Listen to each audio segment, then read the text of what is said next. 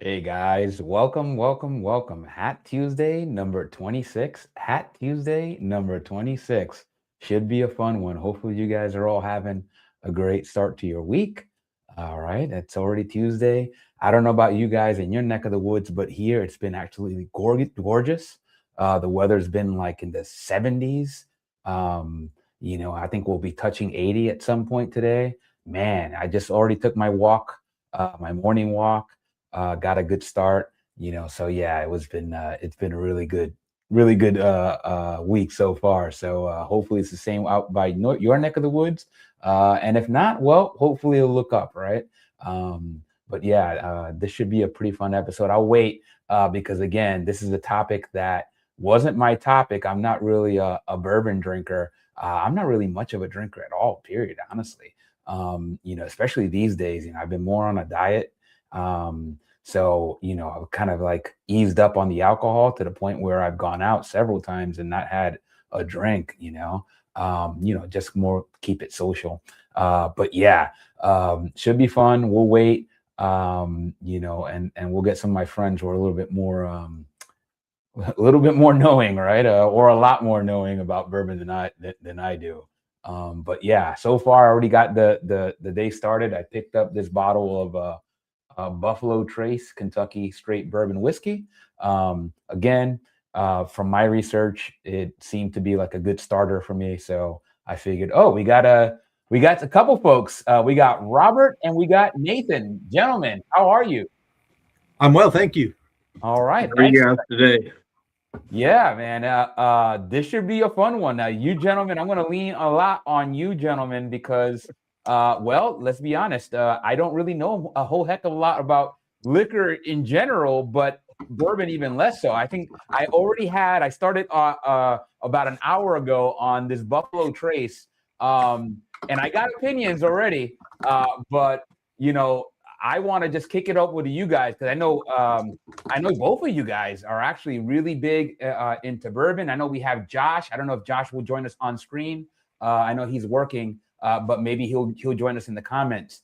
I really am happy that you guys convinced me to get the show underway because I'm liking what I'm sampling so far. Have you been a whiskey guy or No, more of a rum guy, Robert. If anything, again, I'm no expert, but for me, Bacardi and Don Q, Don Q 151 is something that I really like. But I've always been attuned to vanilla, and that was the one thing that hit me right there from the start. Like, right, I did the whole sniffing thing and the stuff they kind of tell you to do when you're trying to bourbon, and the vanilla is the thing that just jumped out at me. And I guess I'm a little bit more attuned to it, but I want to put that out there. It's like, yeah, certainly a common note on bourbon. yeah, Vanilla, vanilla, caramel, oak. Those are pretty common notes there. Yeah, I'm just finishing up my lunch. I've got a nice ribeye. It was like a 14-ounce ribeye from last night. So yeah. it's so good. But that All goes right. steak goes great with whiskey, by the way. All But right, that's a good tip. yeah, so I'm on my lunch break, so I'm not going to be partaking. But yeah, so what I did is I picked a few. Hey, Paul, I picked a few hats and a couple of bourbons. And my idea was like, what kind of gives off the same vibe as the hat and the bourbon. Yeah. So I'll just start off. I got my open road on right now. Hey, looking good. And so I'll start off. I think what I'll do here, just to kind of kick it off, is, I took this because I love this hat. This is a great hat. It's my wife loves this hat, and Yeah. anybody, I think anybody can pull off a black cowboy hat. I've never seen anybody look bad in a black cowboy hat. Yeah. And what I paired that with is a bottle of Eagle Rare. Eagle Rare. So this is from Buffalo Trace. This is like Buffalo Trace's sister. Yeah. And this does have some vanilla, some caramel, but it's almost like taking your classic like bourbon notes and dipping a bouquet of flowers in it, because it's a very floral bourbon. So if you Yeah. like kind of floral note, a little bit of fruitiness, if you're not a bourbon drinker, this is a great whiskey to try. Yeah. It's a crowd pleaser. I can show up in a black hat and an Eagle Rare whiskey, and I'm going to immediately fit in with just about any crowd, and I will be remembered. So I would say an Eagle Rare with my black felt cowboy hat. I love it. I love it. And you guys will have to apologize. I don't own a Glencairn glass. I'm kind of partial to the rocks glass for me because I tend to kind of mix things up. There you go. I just find like the markers. I'm just used to the rocks glass, to be honest. But I will get some Glencairn glasses as well, just to make sure I get the full experience. This is some Irish crystal that many years ago I used to work in the duty-free area, and I actually was responsible for creating the souvenir gifts for 35 of the world's cruise liners.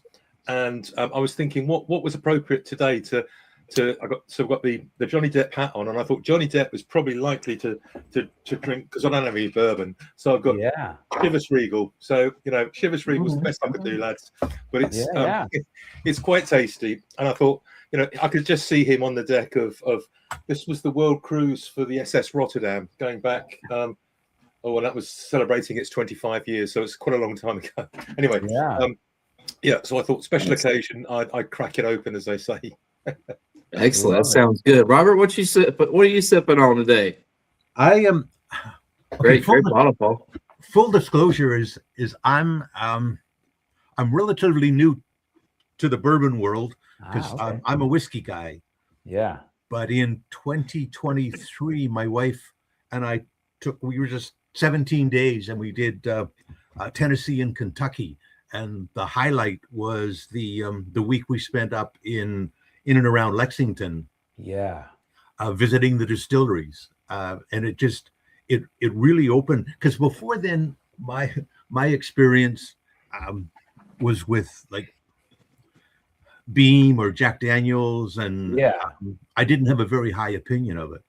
Yeah, but visiting Kentucky just opened my eyes to this whole new world of bourbon, which is it's like really quite exciting. It's like we tasted some really remarkable whiskeys, and it's like, oh my God, what am I going to do with this? Because now do I have to share my cabinet with, now do I have to start spending money on bourbon when, having a whiskey collection was like, that's expensive enough, but it's like, damn, now I got this whole new world. So I'm not really conversant in bourbon, but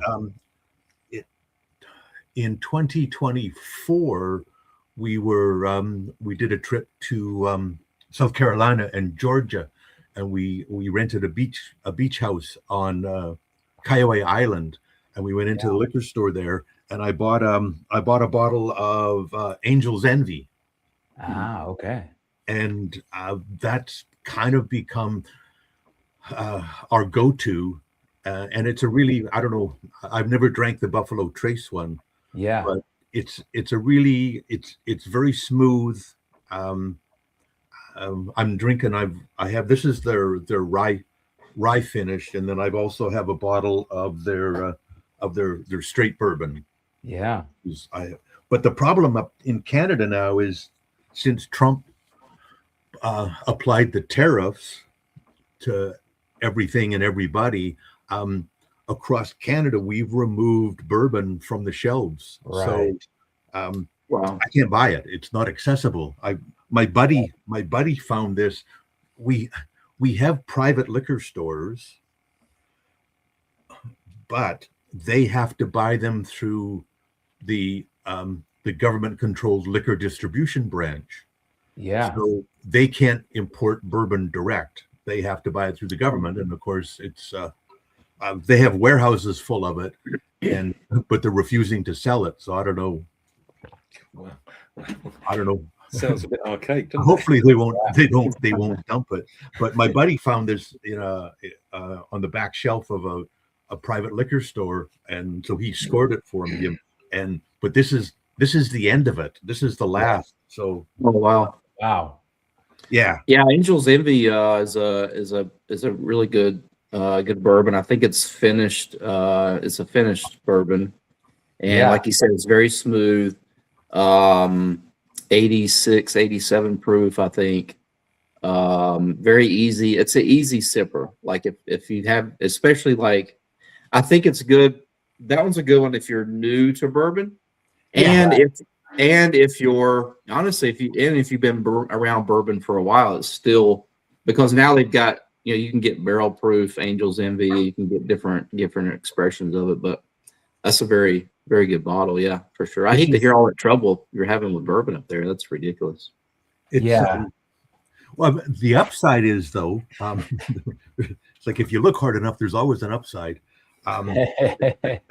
because that money's got to go somewhere, and so I've never investigated local distilleries, and I've discovered that we have a whole bunch of them, and their product is quite good. Yeah. So now that I can't buy bourbon, I've been buying the Canadian equivalent. And our favorite distillery is the Okanagan Distillery, and they're, because by law we're not allowed to. So what the label is BRBN. Yeah. Bourbon. So this is the Canadian equivalent. Yeah. And it's Canadian bourbon style whiskey, and it's Nice. double wood, rum cask finished. And I haven't cracked it yet, but apparently it's pretty good. So Yeah. I'm not going to go dry. Very nice. But I just won't be able to buy the real bourbon. Yeah. So Paul, is in your neck of the woods, is it more like Scotch? Is it Irish whiskey? Like what do you find most common it's over more there? like Scotch. Yeah, it's more like Scotch. I mean, I guess we're also very much into our breweries with small local breweries with a nice beer, a nice and a lot of the pubs locally here and other places, they have a guest ale or two each month. So even if you go into the same bar, you've got choices throughout the year, which is quite nice. I mean, it's a little bit different, but we're not big drinkers. I mean, we don't go to bars and drink whiskey all night or anything like that. But we will, we are very much, Jack Daniels and the very sort of basic bourbons, if you like, here in the UK, Southern Comfort and so on. Not easily obtainable are the sort of brands that you've said, and anything outside of that. I guess if you go to a proper independent, I mean, we had, until I guess about 2 or 3 years ago, we had one of the best off license in the country, actually in our village, which was very, very fortunate. But even they didn't have a terrific range of it because there wasn't that much call for it. But Scotch whiskies, however, I mean, now you're talking something different, because there's always somewhere, either in London if you're there, or obviously Scotland is the place to go, really. But otherwise, you will get a reasonable selection in a bar. But they're into their cocktails now. I don't know. I guess that's the same in America. But we've gone mad into cocktails. I'm not. I don't know the last time I had a cocktail. I'm a beer man, I'm afraid. But but no, I did try a Jack Daniels and Southern Comfort, and really, enjoyed that, because I hadn't really been exposed to it before. So I think if I did get a decent bourbon, I'd probably be hooked. And I don't know whether that's a good thing or bad, but Luke, have you ever tried Jack Daniels? Yeah, I've tried it, but I've never tried it straight. So I've always had like Jack and Coke. I actually had one not too long ago when I went to a comedy show. Otherwise I haven't had it straight. And that's I I usually my initial inclination was to try this on the rocks because that's kind of how I put. But I wanted to try it just kind of, I guess, straight, neat, basically just to kind of get the more, I guess, unadulterated experience. And I was pleasantly surprised. I got to tell you. And one thing that Paul mentioned that kind of resonated, because I was thinking about like Gen Z. I think Gen Z is not drinking anywhere near as much, and I'm sure economics might be part of that, right? We know that they don't have a lot of the wealth, so maybe drinking is one of those things that it's they're kind of putting to the wayside. But I just thought, one, as somebody that really loves vanilla, this was a really great. I think I'm gonna start easing myself into more bourbons, and I like the Eagle Rare because I know that that's a step up. So I'm curious as to how that tastes.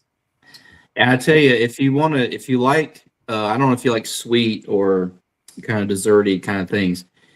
The next time you have Jack Daniel's neat or straight, think about bananas, and even like if you have some banana pudding, it goes well with banana pudding. But Old Forester makes not Old Forester, Brown-Forman makes Jack, but I always think bananas, and I cannot get that note out of my head.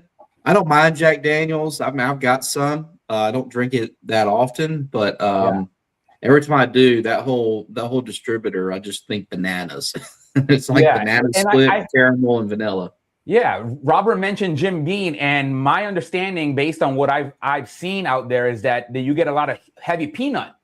Correct. Yeah. And that's interesting. I do like peanuts. So maybe that might be something I have to try just to see what it's all about. By the way, I've just had a look, Nathan, at Eagle Rare here in the UK. Yeah. It's available, but it's 3 times the price of Jack Daniel's. So it's obviously a very sought after, very nice drink. But it's hard to find sometimes even here. Yeah. And what I learned is that there's only a few. I think maybe like 6 distilleries make the majority of the bourbon produced. Most of them, and that's. I mean, again, I don't know how that compares to the others. But that just seems like a very consolidated, right, industry. But the exciting thing that I discovered though is like, I mean, you'll never supplant the big boys. Yeah. But kind of like in hats. It's but much like Paul, like the craft beer industry. Yeah. There are so many small distilleries in Kentucky producing some amazing bourbons. And it's I forget the guy's name, but he produces the yearly the Whiskey Bible, where he covers the absolute world of whiskeys. And I saw an interview with him, and he was saying that an argument could be made that the most exciting distilling is in the bourbon world in Kentucky. Yeah. Whereas Scotland is it has age and tradition on its side, but there's a certain moribund quality that comes with that. And whereas you got all of these young whippersnappers in Kentucky doing some really exciting things. So that's what blew me away about the trip to Kentucky, was all of these places that I had never heard of. And in fact, we probably won't get there this year, but next year we're going back. That's because awesome. we just dipped our toe in the water. Yeah. Luke just mentioned something. There's so many parallels with hats and bourbon, because you've got those main. You said 6. There's just a few distilleries basically that supply most of the whiskey and bourbon, but and you've got in the hat industry. What do you have, like Stetson, Resistol, Borsalino. You can fill in. Yeah. So, but on the other side of it, you've got those smaller craft distilleries, those independent hat makers that are really making some really great hats on the custom side, and these custom bourbons on the independent side. So there are a lot of parallels, I think, with hats and bourbon if you kind of look at it through those lens. And you mentioned Jim Beam, so I'm gonna show you my next one because one of my dailies I wear is my PJM Open Road. I wear this quite a bit. Jim Beam makes Knob Creek, and if you like peanut, this is very peanutty, peanut shell, caramel, oak. Even their small batch, I think, is a 9 year, so you get some good oak on it. But the thing about the Knob Creek is so versatile that you can drink it neat, you can have ice in it. The small batch Knob Creek, the 9 year, you can put it in a cocktail. If I'm usually out and order old fashioned, I'll ask for Knob Creek. So it's such a versatile whiskey, especially if you like caramel, vanilla, peanut-ish flavors. This is a great flavor to get. And this Open Road here, and I can wear this with just about anything I put on. I put this hat on, and it's the color of it, it's the style. It's just so versatile, just like Knob Creek. So if you're out there, this is a good one to pick up there. Yeah, I love the Open Road. Like I said, thanks to Paul for kind of showing that, like, how versatile that hat is, and seeing that's like, it reminds me back onto the Tulsa King show that I did. The main villain season 3, Dunmire, wears the Open Road. He has a brown one too. Man, what a great hat, right? I think that's such a do-it-all hat. If you don't want to kind of choose between the fedora and the Western, you get the Open Road. You get the best of both worlds, right? And you could do it brim, with the brim flipped down. Like, even though, a lot of folks is like, oh, they probably wouldn't. They kind of always see it with the brim up. It looks equally, great with the brim down. This is kind of like this is my beater hat, but it's a Borsalino, and it's my Borsalino Open Road. It's a thin ribbon. It doesn't have the cattleman. It's got the fedora pinch, but and then it's got the brim curl. And I was going to say, is that a pencil curl in there? Is that what you call that, pencil curl? No, it looks to me like I bought it this way, and it looks to me like it was flanged this way as opposed to curled. Really? Yeah. It was done on more, because on the Open Road flange, it's not your typical gentle slope. It's flat, and then it drops off. So I think this is a bit more exaggerated. I thought it was about a 1/2 inch curl or something. No, it looks really nice. Yeah. And the hat has seen better days, but it was when we traveled, when we had the motorhome. This was my travel hat, because I didn't much care what happened to it. Yeah, your knockaround. At least that's the term I used. Around it. The one that you grab and it's like, this just feels right. It's like the old pair of shoes that you already broken in, and you just reach for them because, hey, I know I'm gonna feel good in them. Do you know? I just switching back. I know I wrote about this on the message, but I wanted to bring it up in terms of the because on the one hand you've got the Gen X and the millennials, like their drinking volume has dropped off the cliff. And if I were owning a distillery or a brewery, I'd be worried. Right. But when we were in Kentucky and we spent the day in Frankfurt, and the town has a free trolley. The tourist bureau has this trolley that just goes around town. Yeah. So we hopped off, and one of the stops was at Buffalo Trace. And this was on a midweek, about noon. Yeah. And we went into the parking lot of Buffalo Trace, and it was like Black Friday at the mall. It was jammed. The parking lot was full, and they were directing people to the overflow parking, which was almost full. Right. And so we were about to get off, and but we hesitated, and a guy and his wife got on with his purchases, and he was kind of muttering, and he said, "I stood in line for 45 minutes just to pay for my purchases." Wow. Not, and and so we stayed on the bus. Yeah. It's like, no, I don't, I don't do lineups very well, but it was like, but it turns out that it was it was one of the Buffalo Trace special release days. So that, I guess, generates a lot of interest. But I thought, holy crap, like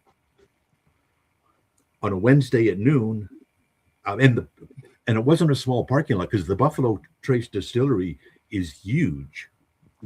Right. With a huge parking lot, and I didn't see the overflow parking, but there was a lot of people. So right. Yeah. what do you think about that, Nathan, in terms of interest, at least in our demographic? Yeah, I think Buffalo Trace has knocked it out of the park with their marketing. I'll say that, because a lot of their bottles are just allocated. And when Lady Man Luke over here said, "Hey, I got a Buffalo Trace," I was like, "Wow!" Because some markets you just can't get that, and even like Eagle Rare, you see it even less. So like, they've done a great job marketing, and their allocated system that they have just drives up the interest like crazy. And it is a Hunter's, they are Hunter's bottles. So I've got in there a Buffalo Trace, Eagle Rare, Weller, Blanton's, some other stuff, and they're treasure seekers. There's guys that just go around and they just looking for this for the hunt. Like we talked about before, Robert and Paul, with the hunt. But I mean, they've done a great job with marketing. I'll give that to them. And I will say, I meant to say this in the beginning, but always drink responsibly. And if you're don't use drinking as a coping mechanism. I don't ever really drink by myself. It's always like to share it with somebody and use it as a platform for the community. And it's a great hobby. Because like yourself, Luke, you're like, man, I really like vanilla flavor. And once you start really getting into some good whiskeys and bourbons, then you start, you'll pick up different notes with like tobacco and raisin and dark fruits and light fruits and red fruits, and then you'll just start, like, your palate will really start to develop. But to your point, Robert, Buffalo Trace has. They have reset the bourbon industry with their marketing and how they allocate their products, because honestly, like, my last bottle is another one from Buffalo Trace, but there's other bottles out there that are better. And I've got some Blantons, and there's a lot of people love Blantons, and it's wonderful, and they just that's their pinnacle right there. And Blantons is good. I'm not knocking it. I'm not saying it's bad. But I've other bottles that you can get every day on the shelf are just better, but they don't market it as good. They don't. Their system isn't the same. So you can go in a store and in and out in 2 minutes, and get a bottle that's as good or better than what Robert experienced, where you wait 45 minutes just to pay for something. But it's not the taste; it's the bottle, the hunt that they're after. For sure. And it reminds me of Rolex, right? So the folks that are into watches, right? Rolex has like come up with this genius plan, right? To and again, I'm not trying to imply any kind of nefariousness, because I know a lot of folks try to do that, and it doesn't mean I don't believe that. I just don't want to state it, because it's kind of like, I don't know for real. Like, I don't want to mistake something. But for somebody, like, again, I don't own a Rolex. But I keep track of that kind of market because it went wild. And a lot of it, I think, was clever marketing, very similar to what Nathan was talking about with Buffalo Trace. And again, I'm not an expert in either, but I do know that my local ABC did not have this bottle. I actually had to go to a friend's house, and I got it on the way. I said, let me see if they have it here. I'll go pay Josh a visit, and I'll pick this up on the way. And so, shout out to you, Josh, for helping me get this. But I know Benchmark is a kind of the entry level line, I think, from Buffalo Trace. So that's very accessible, and I think a lot of folks seem to appreciate the consistency with the Buffalo Trace products. And again, I don't have a basis to compare that to with other bourbons, but again, perception becomes reality at some point, right? If you have this appearance of scarcity, then folks will go out there and go that extra mile. We've seen that with Black Friday, sometimes very scarily so. So, I'm like, I can't really hate on it, if it works, because, I don't, it doesn't matter. As long as I don't get injured in the fact that I have other options, right? In which case, the nice thing is you do have other options that are a little bit more available. Yeah. When we also, it was the first stop we made because it was so close. We went to Woodford. Yeah. And because it was one of the few bourbons that I was familiar with, because before any bar, if they had one bourbon, it was always Woodford. That was the standard. So if Staple, yeah. Sometimes I'd order a bourbon in a bar, and it's like I had a choice of, I could have any bourbon I wanted as long as it was Woodford Reserve. Right. So it's like, okay, we gotta go there, and it's beautiful. It's out in the rolling hills with the white equestrian fences and the bluegrass as far as the eye could see. And it was one of those where it's like Kentucky looked exactly like it's supposed to look. Yeah. And we're driving down these country roads on the way there, and it's like, yep, I'm in Kentucky. So the Woodford experience was great. Except when we got there, the parking lot was almost full because we were there a little later, and the bus tours had come in. So we went into the visitor center, and it was elbow to elbow people, and I couldn't. There was no place. There was no bar. There was a station where you could order a cocktail. Yeah. But it was so I was kind of flummoxed because it's like, well, like, where's the bar where I get to drink whiskey? And so we asked a guy, and he goes, he says the tasting bar is, you go through the parking lot, across the road, and that's the building. Yeah. So it's like, so that's where we headed. And I mean, everything at Woodford is beautiful. It just screams money. Yeah. But we walk into this bar, and it's beautiful, and we're the only people in it. Wow. So we ordered a selection, and we went and sat down in these leather chairs with the sun streaming through the window. And the whole time we were there, one other couple came in, a guy and his wife, and that was it. And so over in the visitor center was like, again, Black Friday at the mall. And here we were actually drinking whiskey in this, like, it was like being in a rich person's study. Right.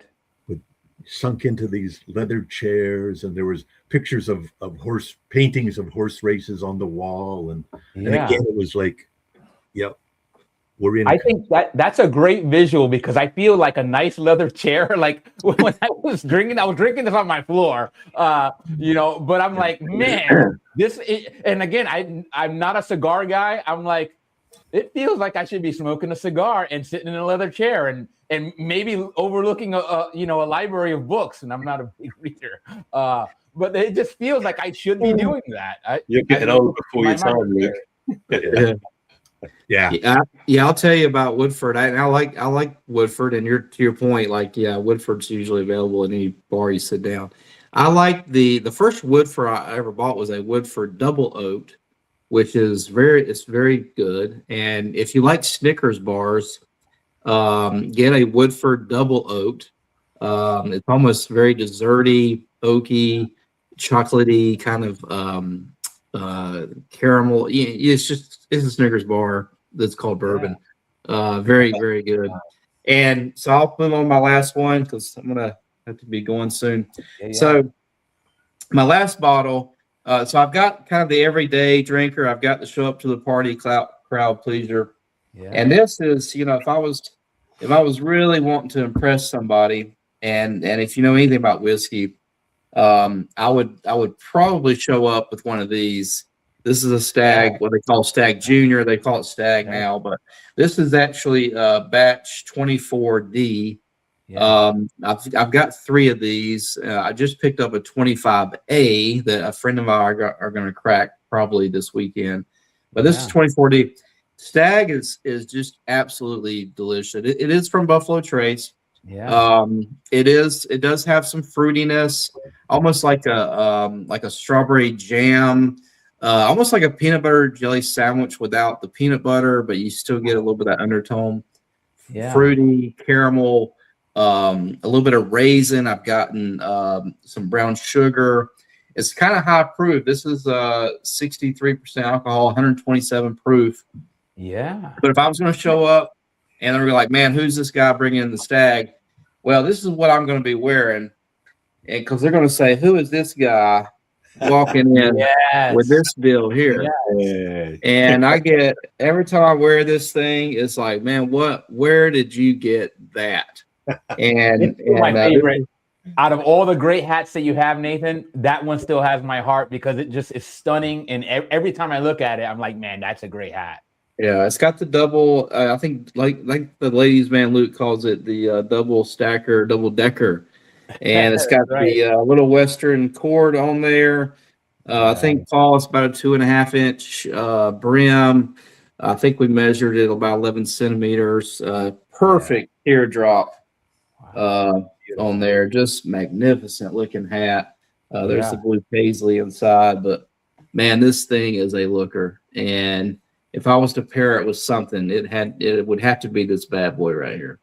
Hey, I love it. With that bourbon, would you, with that level of alcohol, would you add a drop of water or a little cube of ice? Or that's a great question, because I'm surely not going to mix this because it's too rare and it cost me a couple bills. So yes, if it's definitely not going to be my first drink of the day because it is pretty stout, I would probably warm up with like the Eagle Rare or Knob Creek or something, but maybe Knob Creek would be a good warm up to that.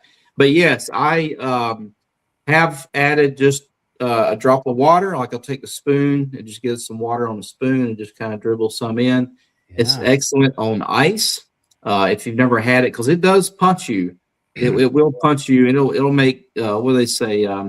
It'll put some hair on the chest, if you know what I mean. Yeah. But yeah, great question. Yeah, some water, ice, neat. That's definitely how you would drink that. Yeah, for sure. Yeah. And I guess that's a great question because I mean, the thing is, it's just fighting some of that, getting beyond kind of that ethanol, right? That kind of that smell to be able to, so the tips and tricks, and one thing that I picked up in watching a YouTube video was to just kind of like breathe it in with your mouth open, which I was like, wow. Like for me, I'm like, that makes perfect sense. And, and I don't know, I've just been trying to keep playing. It's like, how can I kind of reduce that? Because if you want to introduce it to somebody that's not into bourbon or anything close, they're going to get hit by that ethanol sometimes and can be a little off-putting and maybe something higher proof. So you want to have those tips and tricks to kind of get beyond that initial ethanol hit. I'm even getting this waffle butter. I'm getting like just to whiff it. It's like if I got a good toasted waffle with a big piece of butter on there that's melting over the waffle and just drizzle some syrup on there.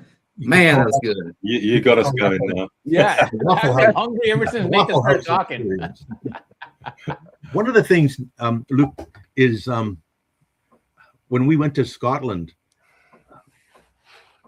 it was really great in terms of my education about whiskey, and that was we would never do the tours because the tours took up too much time and cut into our drinking time, and it's like I'm not all that interested in, like, once you've been to one tour, it's like, the chemistry doesn't interest me all that much. I'm just let's get the drinking done. It's like watching a new Jurassic Park movie. Once you've seen one, you've seen them all.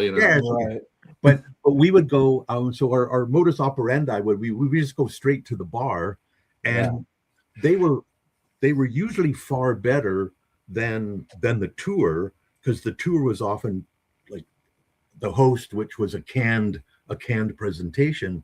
Whereas if you want to talk to somebody who knows whiskey and loves whiskey, or at least he should, go talk to the bartender. You know, Yeah. what a perfect, and because usually people don't talk to them, and so they really appreciate being able to exchange, particularly if you ask good questions. It's like because Yeah. they're into it, um, and so we would get them to provide some direction, but we would always ask for water on the side, and we Yeah. would experiment with Right. we usually have sort of 3 drams in front of us and of 3 different whiskeys, drink it, and then add a splash of water. Like, we're talking this time, we're going to Scotland in 2 weeks. And this time I'm actually going to take an eyedropper with me so I can control the amount of water that I add. But it's like, so add just like a little splash, like a couple of drops of water, and see what it does to the whiskey. And it's fascinating because sometimes that little bit of water, particularly if it's a cask strength, it opens it up, and it's like, oh my God. And other times you add water, and it kills it. Right. And it gets fascinating. Maybe if I understood chemistry better, I would understand the process. But it's quite fascinating to have that experience. Right. Yeah, I was going to tell Luke. Luke, remember those Nutter Butter cookies? Yeah.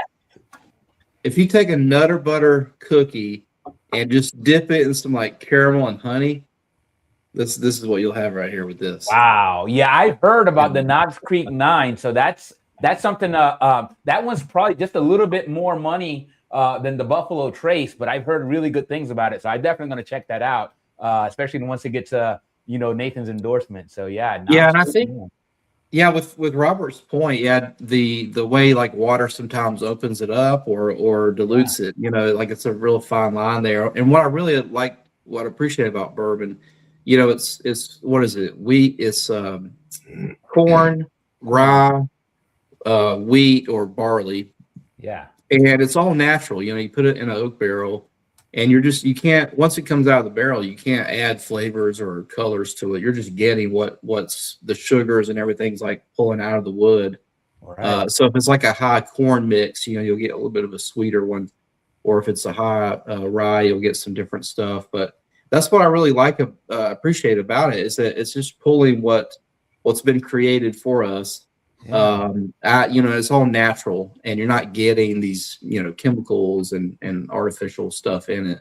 And there's so many different ways to drink it that you'll get a lot out of them. But hey guys, I'm going to split, but please keep talking. This is a great. I want to hear about Paul's take on the smokiness of his Scotch. Yeah. They're out there and how they drink it, mix it or straight or water, ice. I want to hear about all that stuff. Thank you guys so much. And I will say, same hat time, same hat channel. That's right. Stay hatting, my friend. See you, Nathan. Oh, yeah. Great job by Nathan introducing this topic. Again, as somebody that is new to the bourbon world, this seems like it's going to open up a brand new world, as well as some brand new expenditures, which, it's fine. It's interesting, Paul, when I was in Scotland, it's because we're restricted as to what we can bring home with us.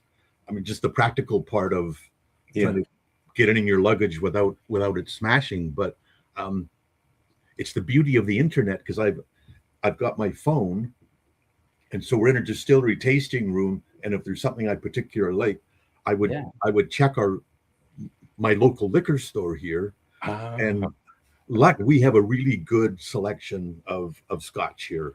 Yeah. And the interesting thing is that in many cases, it was cheaper here than it was in Scotland. Wow. Because the tax regime there is, I mean, we're Canadian, so we live in a high tax regime. Right. But even us are not as highly taxed as the Scots are. So it was a gift, because it's like, we don't have to bring anything home with us, because it's already there and it's cheaper. Yeah. Right. Yeah. I mean, one of my earliest memories actually is my family is from Scotland, and my wife's family is also from Scotland. Mine came from the poor part of Glasgow. Let's put it that way.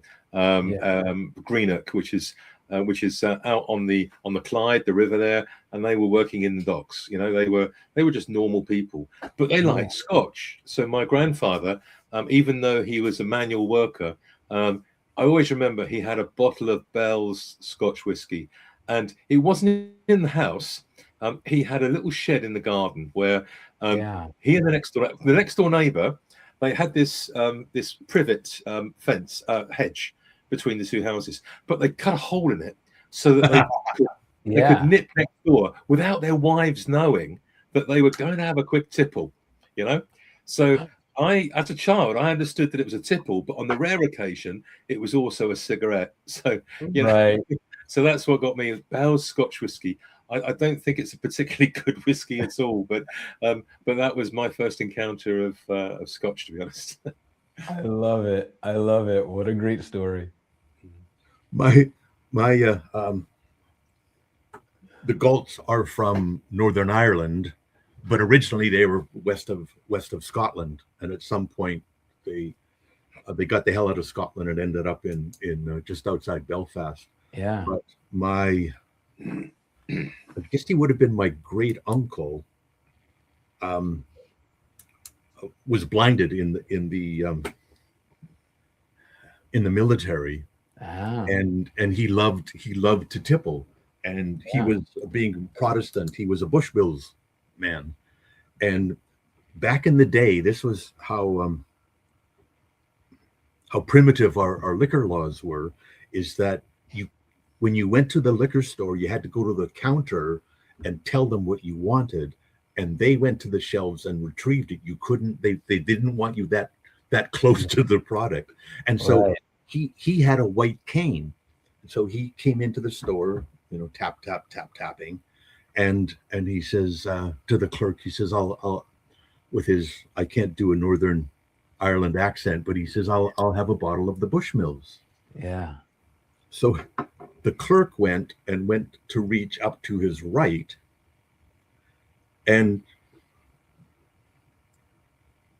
the uncle could see well enough that he knew he was in the wrong place, and the Bushmills was kind of down to the left.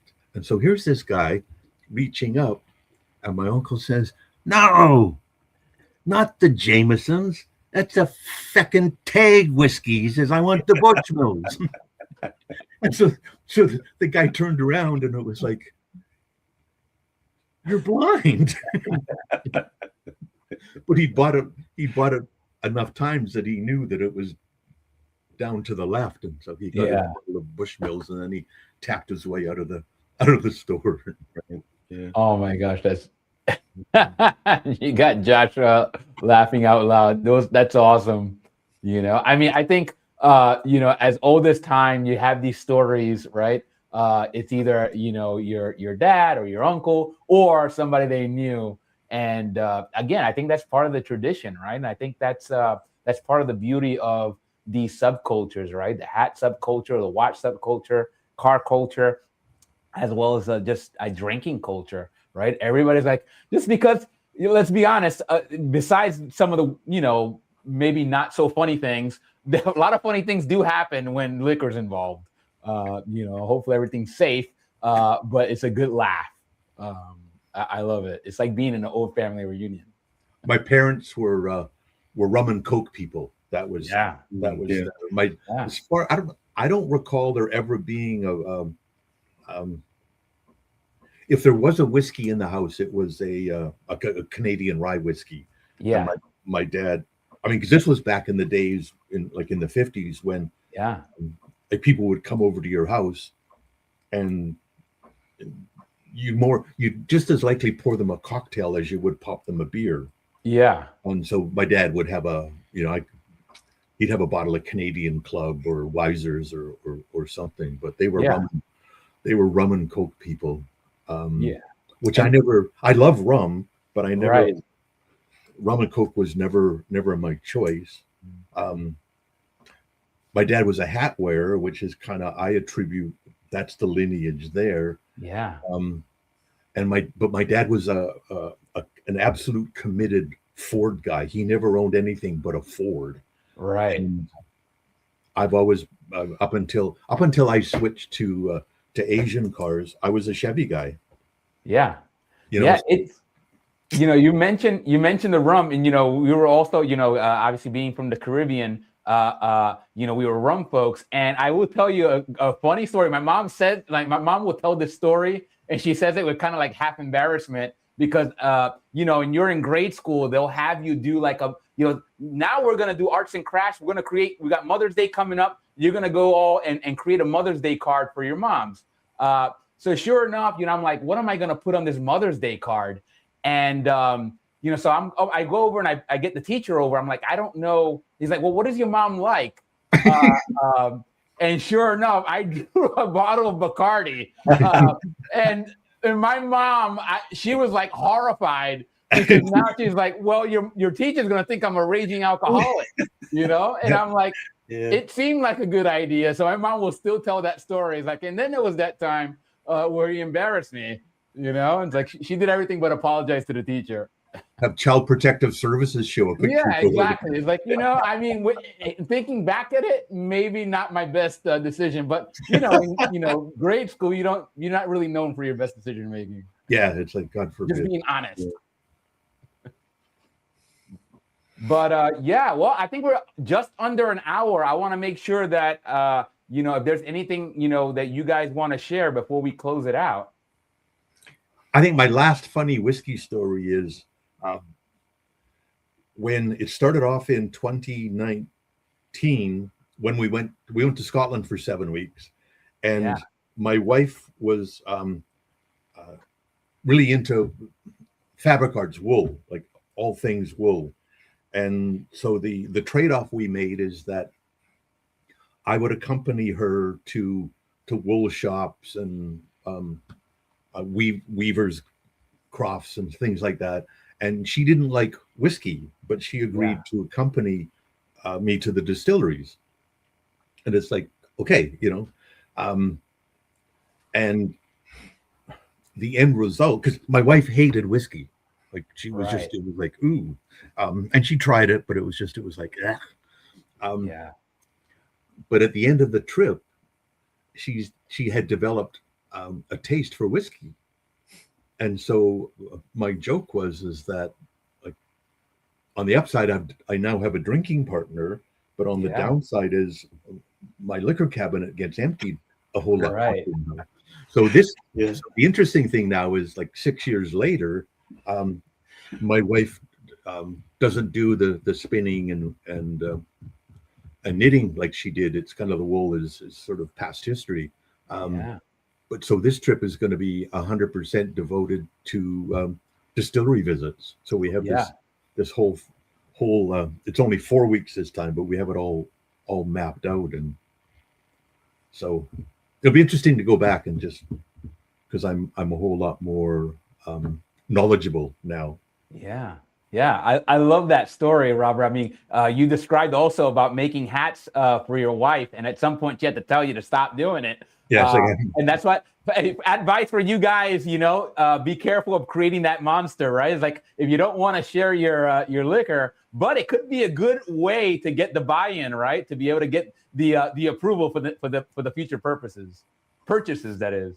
Yeah, there's no problem buying whiskey anymore because Elaine knows she's going to get her share of it. So this is one of the other reasons why, like, we learned that from Paul, some of the tips and tricks to kind of make sure that, you know, you keep your head nice and smooth so you don't have to wear a hat to cover up the lumps. All right. Well, gentlemen, I appreciate you guys coming on here. Like I said, I think, speaking of creating monsters, I think we might have created one here with me. I'm definitely going to try that Knobs Creek 9 because I already heard some good things about it besides from Nathan. So, you know, we'll see. Maybe this will become a more regular topic on the channel. You know, and again, I'll repeat what Nathan mentioned, which is drinking responsibly. You know, hopefully YouTube is okay with what we've put out so far. You know, I think we did a responsible job. So you guys, you know, again, feel free to chime in the comments. Support our good folks here. Support Robert. Support Paul, Nathan, Josh, Brad, and all the other good folks in the Good Luke's network or outside of the Good Luke's network. And, I'm just going to close it out the way I always close it out, right? The one thing you got to do, regardless of whether you support us or not, is you got to stay hatting, my friend. Have a great day. Ciao, everybody. Ciao. Bye, Robert. Bye, Luke. Goodbye.